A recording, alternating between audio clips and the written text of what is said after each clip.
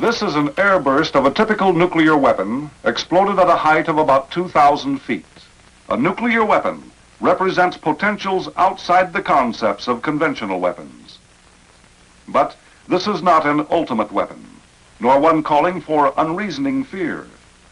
It is merely another arm, another addition to our national arsenal. The Cold War was an interesting time. Paranoia was rampant in the United States, with many in the US government believing communism would spread throughout the world, leading to nuclear war. This led to the US military making insane decisions, rationalized by fear. From the years 1960 to 1968, the US military continuously had B-52 bombers fly over North America, each armed with thermonuclear weapons. This was called Operation Chrome Dome, and while things never got too bad, there were some close calls. It's January 24th, 1961. The Cold War is in full effect and JFK was sworn in as president 4 days ago.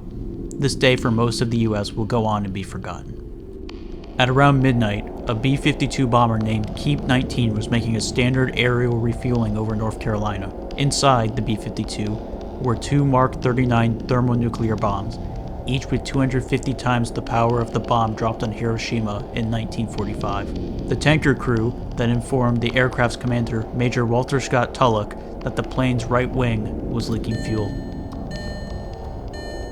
In 3 minutes, 5,400 gallons of fuel was leaked. The plane rerouted to Seymour Johnson Air Force Base for an emergency landing. However, as the bomber lost fuel, it became difficult to control. At about 9,000 feet, Major Tulloch ordered the crew to abandon the aircraft. Out of the 8 crew members on board the airplane, only 5 survived the ejection process. As the bomber reached between 1,000 to 2,000 feet, the bombs separated from the aircraft. Air Force and EOD personnel immediately went to find the bombs that had fallen, with Lieutenant Jack Revelle being the officer responsible for disarming the bombs. And while this seems bad, the Pentagon stated that there was no chance of the bombs exploding, and that it was simply a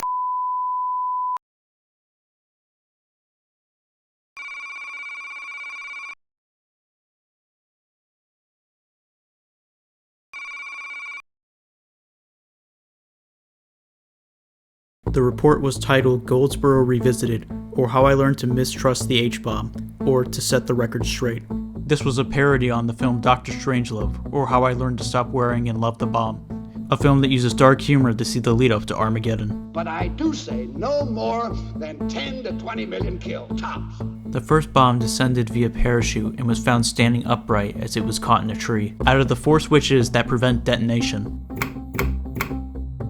3 had been activated. The second bomb landed in a muddy field at 700 miles per hour. At a speaking event for East Carolina University in 2013, Lieutenant Jack Revelle described finding the switch for the second bomb. Until my death, I will never forget hearing my sergeant say, "Lieutenant, we found the safe switch." And I said, "Great." He said, "Not great. It's on arm." While it did sustain heavy damage, it did not detonate. While the cord needed to trigger the bomb was removed, the uranium and plutonium was left in place because of uncontrollable groundwater. It is still in the ground to this day. If you look on Google Maps, you can see the location where trees have grown over its crash site next to Big Daddy's Road. If either of the bombs went off, it would have not only destroyed a large portion of North Carolina, it would have drastically changed the east coast of the United States. The fallout from one of the bombs alone would be spread throughout Virginia and getting really close to DC. However, that did not happen.